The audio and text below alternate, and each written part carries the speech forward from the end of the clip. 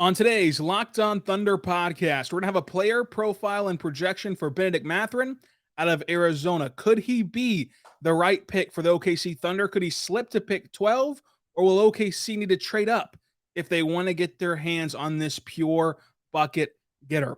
All of that and more coming up on today's Locked On Thunder podcast on the Locked On Podcast Network, your teams every day.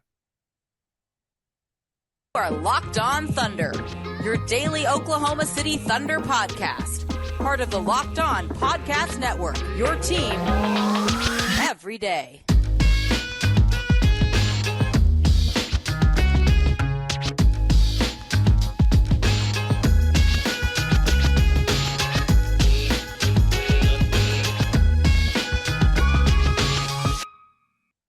Let's get it going on the Locked On Thunder podcast, on the Locked On Podcast Network, your teams every day.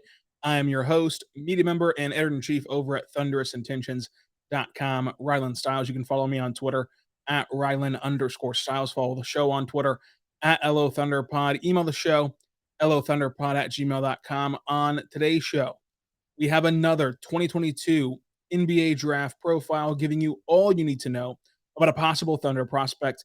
Today's prospect is Bennedict Mathurin of the University of Arizona, and today's show is brought to you by PrizePicks. Check out PrizePicks.com, use the promo code NBA, or go to your app store and download the app today. PrizePicks is daily fantasy sports made easy.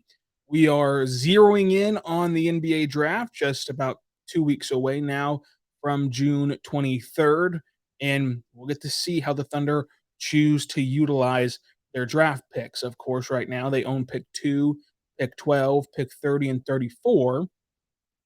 And things are going to get very interesting come draft night. Keith Smith of Spotrac and his front office show on YouTube said that he's heard from NBA teams that they think that, picks 12 or 30 or 34 are available. He's heard that NBA teams don't think that pick 2 is available, at least not right now. He has heard that those other picks are available due to roster spots, which is kind of different than what we've heard about how the Thunder will not allow roster spots to force their hand into a trade. Like, that's not going to be the reason why they make the trade. If they were to trade these picks, it's just because they don't see the value on the board that they'd like to see at these draft picks. So it's interesting. We'll have to see how it all pans out. But the Thunder would be up against it if they would take all 4 selections. However, when you look at their roster and you look at their contracts for certain players, you can easily get this roster down from 4 players to bring 4 new players in. So it'll be very interesting. We'll see how it all goes, but that's kind of the latest news that we've heard surrounding the draft. Now let's get into Bennedict Mathurin and his player profile. So he's 6'4", 205 pounds, 6'9" wingspan. He's 20 years old, out of Arizona. As a broad overview, this guy's a great shot maker. He can be a fantastic offensive weapon, and he can create for himself. And that's kind of the biggest key. His entire game really starts and stops offensively. And it starts and stops with his own offense. His three-point shooting would fill a need instantly, and for OKC would fit in nicely with Josh Giddey and SGA. Of course, Josh Giddey can set players up in a massive way. SGA, of course, is elite at driving and kicking and getting guys open because of his gravity whenever he's going towards the rim. Defenses tend to collapse on him. He can kick out to an open three-point shooter. And Bennedict Mathurin be a guy who could actually knock shots down as a 38% catch-and-shoot shooter. So that'd be a weapon for OKC to get Mathurin, kind of open looks on the driving kick, and he's shown that he can knock down catch-and-shoot opportunities. So that's good for OKC. He's just a supreme athlete. He can use his burst of speed. He can use his change of direction, his change of angles, and his change of pace, along with that length to get to his spots offensively, whether that be at the rim, whether that be in the mid-range, or with shot creation at the three-point line. I think Mathurin can truly create an open look for himself on the offensive end at will, really. I love the way that he creates for himself due to his pacing and his ball handling, shooting ability, and he can just dictate the pace of the half-court set offensively, which is what you need to do if you're going to be a player that creates in the NBA, especially. In college, you can get away with just being a pure athlete. It's rare in the NBA that you can do that. Of course, there are some exceptions to that rule in the NBA, no doubt about it. But in general, you're not going to out athlete guys in the NBA. You're going to have to be methodical and have to, uh, you're going to have to be methodical and be able to get to your spots in creative ways. I think that one of his strengths can also be termed a weakness depending on how you view the ecosystem or how you view kind of your philosophies on basketball. He's a gambler. He's going to try to make something happen, right? So he's going to dribble into traffic. He's going to try to split the defense whenever he's getting doubled. He's going to try to force the ball in there in a tight window and thread the needle to a shooter. He's going to play the passing lanes defensively, right? And those can create highlight reel plays. Those can create, just massive opportunity for you. But they can also, in turn, hurt you, right? It can lead to turnovers. It can lead to getting, a backdoor cut on it or blown by defensively. It can lead to bad outcomes if you're a gambler. But you'd rather have that confidence and be coached out of bad decisions from it than not, I think. So again, this is going to be a strength for me, but if it's a negative for you and you'd rather a player be more conservative, I understand. But I do like that he gambles on both sides of the floor and tends to push the limits of kind of what the defense is dictating, what the offense is dictating on the other end of the floor. So let's talk about his weaknesses and where he's going to be available at, because we're going to go through every mock draft, every big board from The Ringer, ESPN, Athletic, Bleacher Report, CBS, NBC, DraftNet, Tankathon, my personal big board, and of course our good friend Mavs Drafts big board at at Mav Draft on Twitter, Richard Stamen, and host of NBA Big Board podcast here on the Locked On Podcast Network, and give you his ceiling, his floor, and NBA comps, along with some synergy stats, and then dive into how he fits specifically with the Oklahoma City Thunder. But coming up, we're going to talk all about his weaknesses and his overall game. But first, I want to tell you right now about our good friends over at PrizePicks, folks. PrizePicks is daily fantasy sports made easy. You're going to want to check them out. You're going to want to see what they're all about, because this is going to be something that you want to do. PrizePicks is fantasy sports made easy, but also it's just you and the projected numbers. You're not having to deal with guys who do this for a living, so to say. And it's very fun because you can pick 2 to 5 players and over under on their projections and win 10 times on your entry. It's just you versus the projected numbers. Entries can be made in 60 seconds or less. It's that easy. PrizePicks is safe and offers fast withdrawals. Use the app on the App Store or Google Play Store.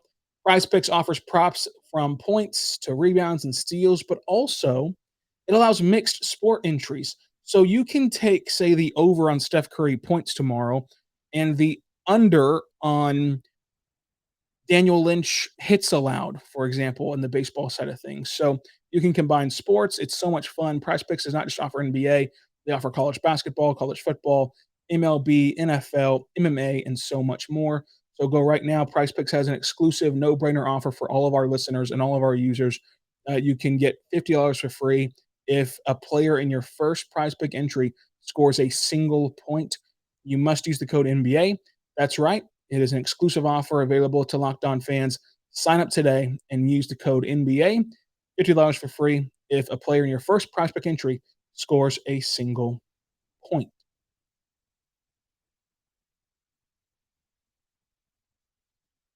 We are back on the Locked On Thunder podcast, on the Locked On Podcast Network, your teams every day. I want to tell you right now, thank you for making Locked On Thunder your first listen every single morning, every single day. We're here for you talking Thunder basketball. For your second listen, go check out the Locked On NBA Big Board show. And I want to tell you to check out our listener survey. This is a huge favor we're asking for you. You can go to lockedonpodcast.com/survey and take our survey. It will not take very long. Take our survey, and then off of that survey, you'll be eligible to win one of 10 $100 Ticketmaster vouchers. So it'll be very good for you to take our survey, lockedonpodcast.com/survey. Let's talk about Bennedict Mathurin's weaknesses. While I love the creation for himself, I think that he can get to his spots offensively. I think he can score at all 3 levels. I think that he can be an offensive weapon for you, primarily for himself. I never really see him being a guy to create for others. I never really envision him in the NBA being able to set others up. Now, does that mean he's never going to get an assist in the NBA? Of course not. But he's not going to be able to create open looks for other players the way Josh Giddey does, the way SGA does. He's going to be able to make the right pass. And again, he's going to gamble. So he's going to make a pass where it's risky and results in turnovers. But in the grand scheme of things, when it all washes out, he's not going to make someone else's job easier, somebody else's job better, unless, of course, it's just natural in the form of he has a hot shooting night. He's dropping nearly 30 or over 30, and guys are collapsing to him, and guys are trying to double team him. Then, of course, somebody's going to be open. He'll make the right pass, and that's a way of creating for others. But in general, I don't see him being a pass first guy or even a pass second guy. I think that he's going to score a lot. And with that becomes turnovers, which is another huge issue for him in college. He made some gambles, made some bad passes, made some bad decisions also.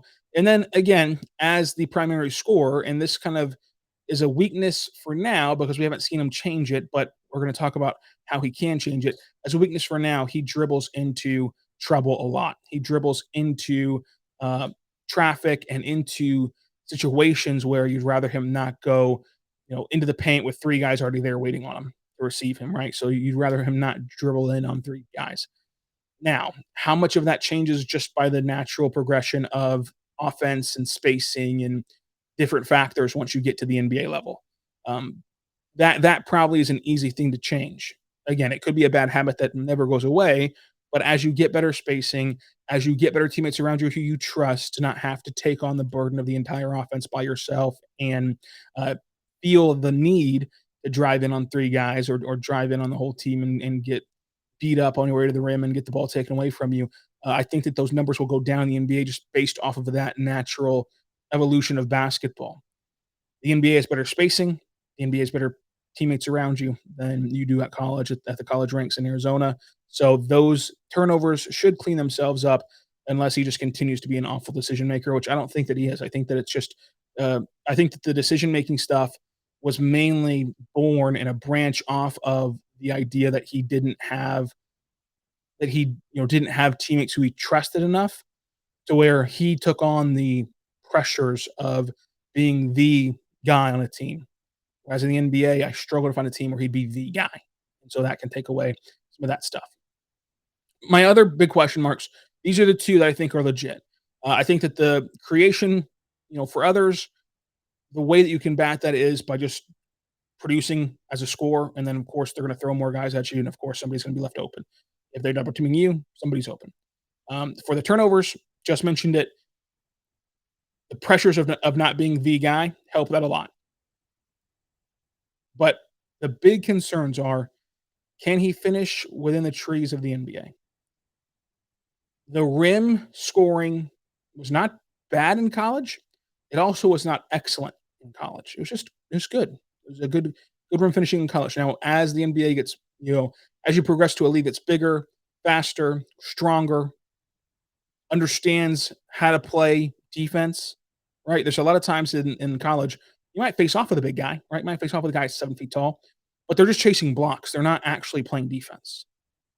And sure, they might block you a couple times, but they're also going to foul you. They're also going to leap for a block and go out of position to where you have an open look at the rim. That stuff subsides a bit in the NBA, obviously.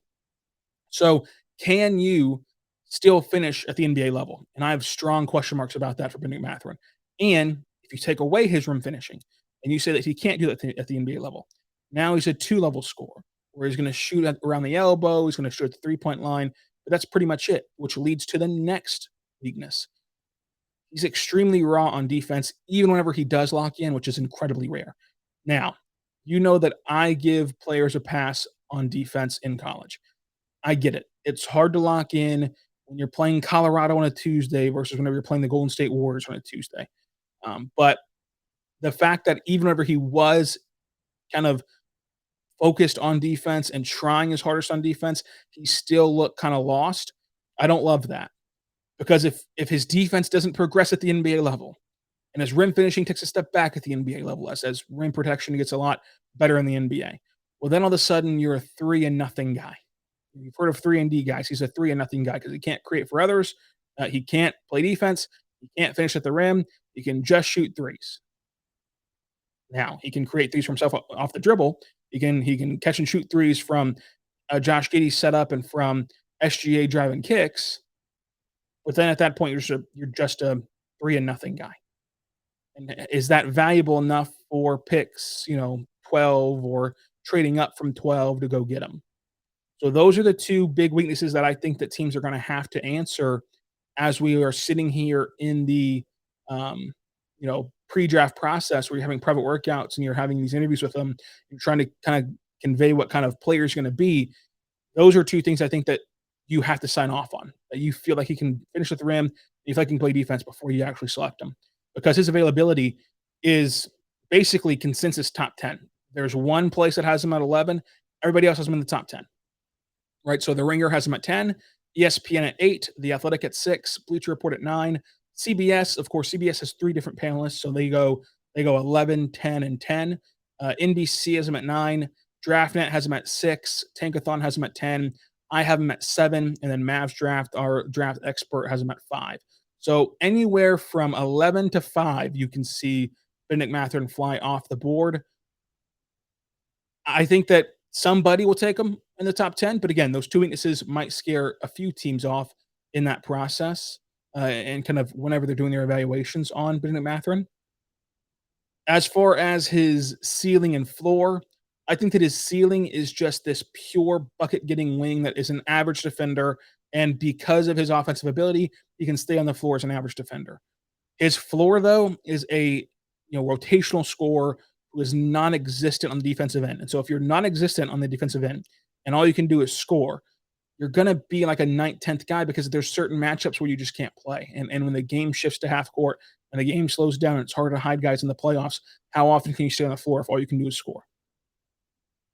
That there's going to be lineups in which you can hide him. There's going to be lineups in which you can use him. But how often will that happen come playoff time as playoff basketball turns into half court, hunt the switch, pick and roll stuff like you saw what the Mavericks did their entire playoff run that got them to the Western Conference Finals. I mean, it's just Luka in the pick and roll, switching on to the worst defender and attacking him.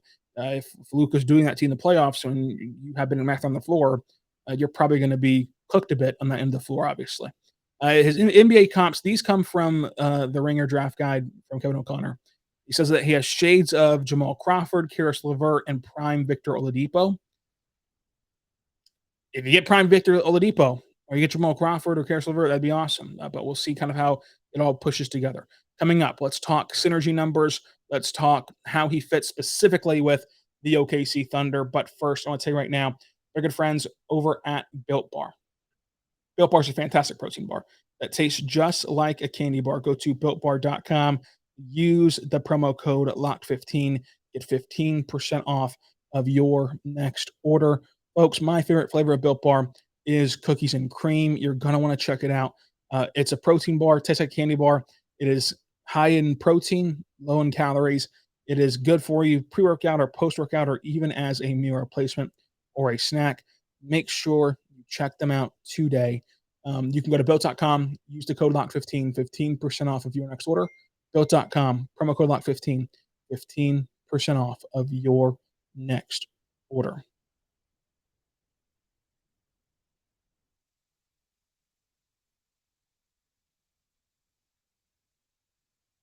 We are back on the Locked On Thunder podcast, on the Locked On Podcast Network, your teams every day.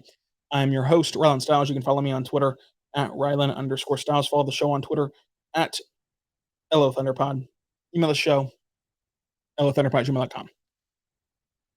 Again, thank you for checking out Locked On Thunder for your first listen every single morning, every single day. We're here for you talking Thunder basketball. Subscribe for free across all platforms so you never miss an episode. And check out Locked On NBA Big Board for player rankings and big boards and mock drafts and intel from Rafael Barlow and Mavs draft Richard Stayman. And then check out Locked On NBA for the national side of things. And of course, check back with us every single day from now until the draft, including weekends, as we do draft profiles for all these guys and talk about the draft in general. So make sure you check that out. Let's do synergy for Bennedict Mathurin. He's in the 86th percentile offensively, 1.0 0.23 points per possession, 78th percentile in the half court set, 82nd percentile in transition offense, 99th percentile in putbacks, and 86th percentile on cuts. That's all offensively.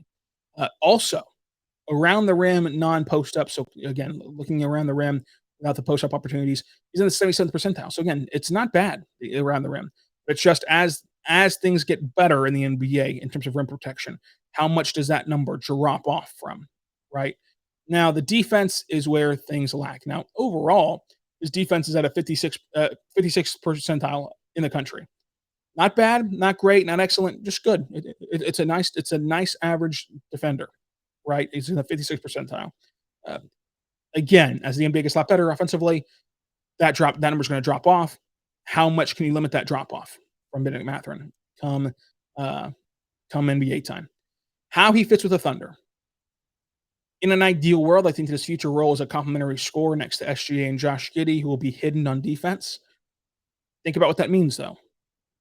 If you envision Bennedict Mathurin being a guy who's next to Josh Giddey and SGA and is in closing lineups and is playing in playoff moments, and you have to hide him defensively, that means that he's your hidden guy. You can only really have one hidden guy in the playoffs, right? I mean, there's just only one guy you can truly hide defensively, especially in today's nature of just hunting the switch and hunting the mismatch. That means that you need SGA to lock in defensively, you need Josh Giddey to lock in defensively, and whoever else you put around those three guys needs to lock in defensively, and Bennedict Mathurin can be the only guy who's not there defensively. Now, SGA is the frame to be a really good defender. Josh Giddey has the body to be a really good defender. Both those guys played nice defense this first year, together. I think that with the Thunder and with Josh Giddey, you're going to see them play good defense. That's kind of the Thunder's identity. And here's where, if the Thunder were to pick Bennedict Mathurin, I believe more in his defense because of how much the Thunder pride themselves on their defense and how much the Thunder have gotten out of guys on that defensive end. So rotational fit, I'm not sure that he starts right away, in terms of like just opening night in October. But obviously, to get Bennedict Mathurin, his range appears to be top 12. And so if you're taking a guy at top 12, the goal is that he'll start eventually for your team. Roster impact, man, I mean, if you draft Bennedict Mathurin, can Ty Jerome really stick around? Like, can you find minutes for Ty Jerome whenever you want to find a mixture of minutes for SGA, for Josh Giddey, Lou Dort, Trey Mann, Bennedict Mathurin, right? Can you find minutes for Ty Jerome? That's a guy that I'd look at. Tail Maledon's a guy to look at if you draft Bennedict Mathurin, to where can you just purely find any sort of run for these guys? Why the Thunder should take him is that they believe that he will commit on the defensive end. Like, they believe that if he commits on the defensive end, we can teach him what he needs to know and we can get him up to speed. And I believe that. I believe that if you get the sense that Bennedict Mathurin's ready to commit himself to defense, the Thunder coaching staff will be able to get the most out of him and will be able to progress him to the point where he's a passable defender with what he does offensively. Why the Thunder shouldn't take him is that they believe that he will continue to struggle defensively, and then his rim percentages will dip off to where, again, at that point, you're a 3-0 guy. And while it's nice to shoot threes, and while the Thunder need 3-point shooting, in the top 12, are you looking for a guy who can only do one thing? I don't think so.